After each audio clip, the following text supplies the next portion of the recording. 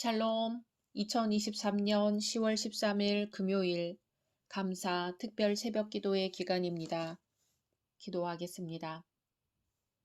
주님, 오늘도 주의 말씀으로 하루를 시작합니다. 사랑하는 주님, 저희는 지금 감사 특별 기도회로 주님 앞에 드리고 있습니다. 그런데요, 주님, 감사를 할 수 없는 사람은 어쩌지요?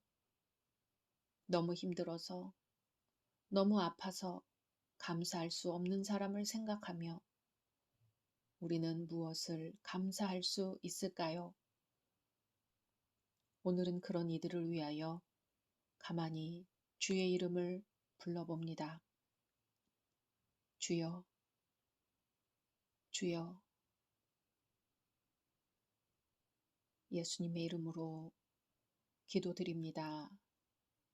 아멘. 오늘의 말씀은 에스더 4장입니다. 모르드게가 이 모든 일을 알고 자기의 옷을 찢고 굵은 베옷을 입고 재를 뒤집어 쓰고 성중에 나가서 대성통곡하며 대궐 문 앞까지 이르렀으니 굵은 베옷을 입은 자는 대궐 문에 들어가지 못함이라. 왕의 명령과 조서가 각 지방에 이름에 유다인이 크게 애통하여 금식하며 울며 부르짖고 굵은 베옷을 입고 재에 누운 자가 무수하더라. 에스더의 시녀와 내시가 나아와 전하니 왕후가 매우 근심하여 입을 의복을 모르드게에게 보내어 그 굵은 베옷을 벗기고자 하나 모르드게가 받지 아니하는지라.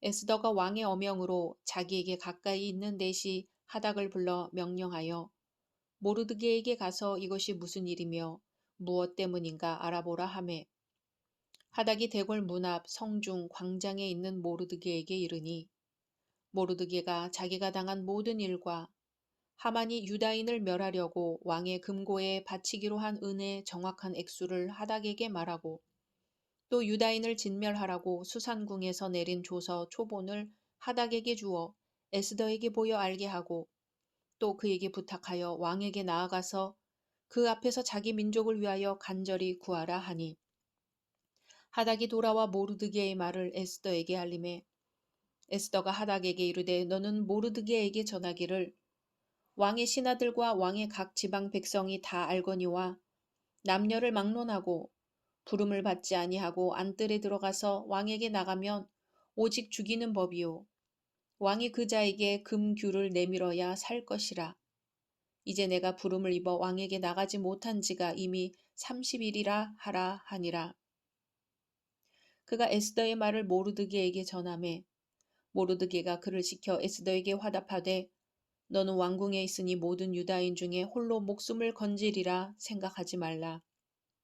이때에 내가 만일 잠잠하여 말이 없으면 유다인은 다른 데로 말미암아 노임과 구원을 얻으려니와 너와 내 아버지 집은 멸망하리라. 내가 왕후의 자리를 얻은 것이 이때를 위함이 아닌지 누가 알겠느냐 하니 에스더가 모르드게에게 화답하여 이르되 당신은 가서 수산에 있는 유다인을 다 모으고 나를 위하여 금식하되 밤낮 3일을 먹지도 말고 마시지도 마소서.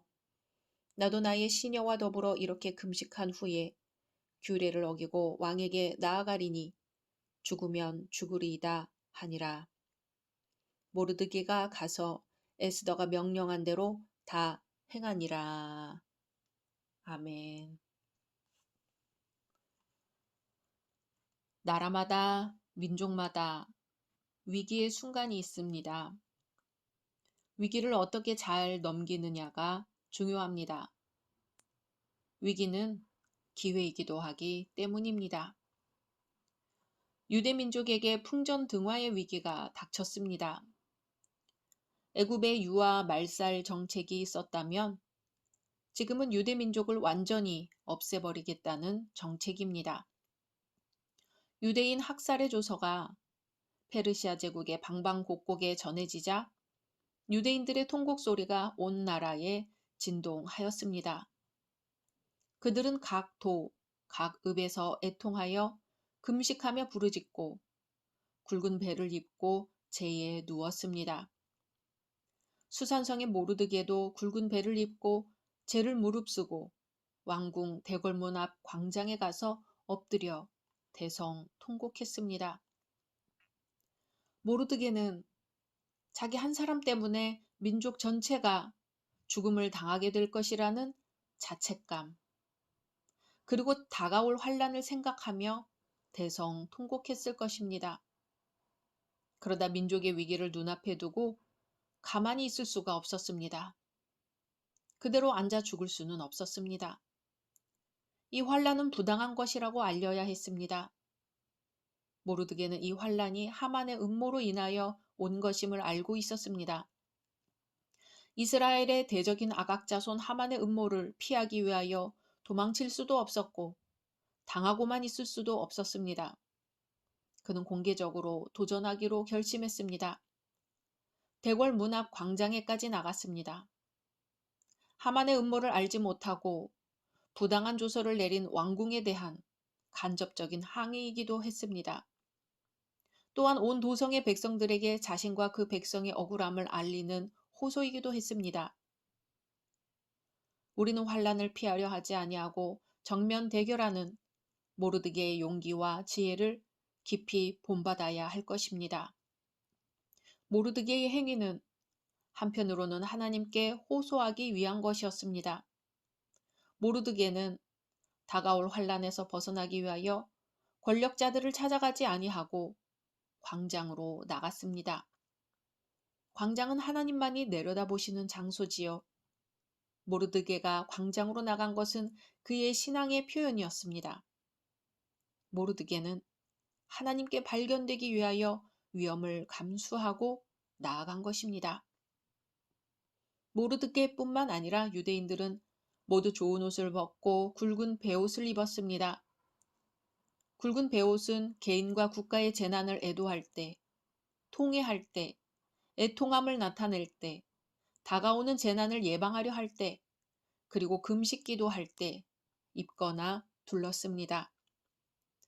고레스 왕이 유대인들에게 본토 귀환 칙령을 내렸을 때 일부는 고국으로 돌아갔지만 대부분은 페르시아 제국에 그대로 남아 살아왔습니다. 이제 그들은 고국으로 돌아가지 아니한 것을 크게 후회하고 나라 사랑하는 마음이 적었던 것을 통회했을 것입니다. 그리고 그들은 이 큰 환란에서 구해 주실 것을 하나님께 부르짖으며 기도했습니다. 마음을 다해 애통하여 금식했습니다. 이제 유대 백성들의 마음속에서 모든 삶의 기쁨은 사라졌습니다. 오직 절망과 애통뿐이었습니다. 잠도 잘 수 없었고 머리에 재를 뿌리고 제 위에 누웠습니다. 모르드게가 유대인 학살 소식을 듣고 굵은 베옷을 입고 대궐 문 앞 왕궁 광장에 나와 대성통곡한 것은 민족의 십자가를 지는 행위였습니다. 하만을 분노케 하여 이러한 대학살의 동기를 만들어냈으니 자신의 행동에 책임을 지기 위한 것이었습니다. 하나님은 문제를 책임지려는 모르드게를 보셨고 문제를 해결하려고 작정하셨고 에스더가 알게 하셨습니다. 4절 5절에 에스더의 시녀와 내시가 나와 전하니 왕후가 매우 근심하여 입을 의복을 모르드게에게 보내어 그 굵은 베옷을 벗기고자 하나 모르드게가 받지 아니하는지라. 에스더가 왕의 어명으로 자기에게 가까이 있는 내시 하닥을 불러 명령하여 모르드게에게 가서 이것이 무슨 일이며 무엇 때문인가 알아보라고 합니다. 하나님은 모르드게를 통하여 왕후 에스더에게 이 문제를 해결할 임무를 맡기셨습니다.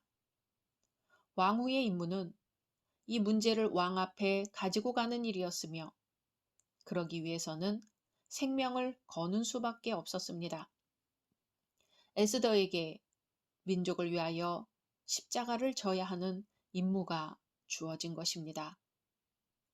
모르드게는 에스더에게 말합니다. 14절에 내가 왕후의 자리를 얻은 것이 이때를 위함이 아닌지 누가 알겠느냐. 하나님의 구원은 대속적 사명을 수행하는 곳에서만 이루어집니다. 인류의 구원이 그리스도의 대속에 의하여 이루어진 것처럼 모르드게와 에스더의 대속적 임무 수행으로 유대 백성은 사느냐 죽느냐 기로에 서게 된 것입니다. 에스더는 하닥이 전해주는 모르드게의 말을 들었습니다. 모르드게처럼 하나님의 뜻을 아는 이가 있으며 하나님의 뜻을 전하는 자의 말씀을 듣는 에스더와 같은 이가 있어야 합니다. 모르드게가 하만에 의하여 벌어지는 음모를 낱낱이 에스더에게 알립니다. 조금 전에만 하더라도 왕에게 나아갈 수 없다고 하던 에스더가 16절에 유다인을 다 모으고 나를 위하여 금식하되 밤낮 3일을 먹지도 말고 마시지도 마소서. 나도 나의 시녀와 더불어 이렇게 금식한 후에 규례를 어기고 왕에게 나아가리니 죽으면 죽으리이다 하고 화답합니다. 에스더가 모르드게의 말을 듣는 것은 쉬운 일이 아닙니다. 많은 사람들은 과거의 처지를 잊어버리고 현재의 지위를 가지고 주변을 판단합니다. 당시 모르드게는 왕궁 신하였으나 에스더는 왕후였습니다. 그러나 에스더는 모르드게의 말을 들었습니다. 에스더는 여전히 모르드게를 부모로 하나님의 뜻을 전한 자로 여긴 것입니다. 지난날 모르드게로부터 받은 은혜를 잊지 않았습니다. 우리가 믿음 생활을 하는 것은 생존의 문제입니다. 하나님 말씀에 순종하면 살지만 불순종하면 죽습니다. 이사야 55장 3절에 너희는 귀를 기울이고 내게 나와 들으라. 그리하면 너희 영혼이 살리라. 아멘. 에스더는 모르드게의 말을 하나님의 말씀으로 들어서 이스라엘 온 백성을 구원하였을 뿐 아니라 에스더 자신도 살았습니다. 우리가 지금 이 시대에 여기에 살고 있는 것은 모르드게처럼 하나님의 뜻을 깨달아 하나님의 뜻을 세상에 전하기 위함입니다. 또 에스더처럼 그 말씀을 듣고 실천하기 위함입니다. 모르드게가 에스더에게 하는 말을 들어볼까요? 13절 14절입니다. 모르드게가 그를 지켜 에스더에게 화답하되 너는 왕궁에 있으니 모든 유다인 중에 홀로 목숨을 건지리라 생각하지 말라. 이때에 내가 만일 잠잠하여 말이 없으면 유다인은 다른 데로 말미암아 노임과 구원을 얻으려니와 너와 내 아버지 집은 멸망하리라. 내가 왕후의 자리를 얻은 것이 이때를 위함이 아닌지 누가 알겠느냐. 아멘. 모르드게는 에스더에게 두려움과 불신앙으로 민족을 돌보지 않는다면 하나님께서는 다른 방법으로 유대인은 구하시겠지만 에스더의 가문은 멸망할 것이라고 단언합니다. 믿음과 용기가 없는 자는 이런 말을 할 수 없습니다. 때로 신앙인은 목숨을 내놓고 진리를 말할 수 있어야 합니다.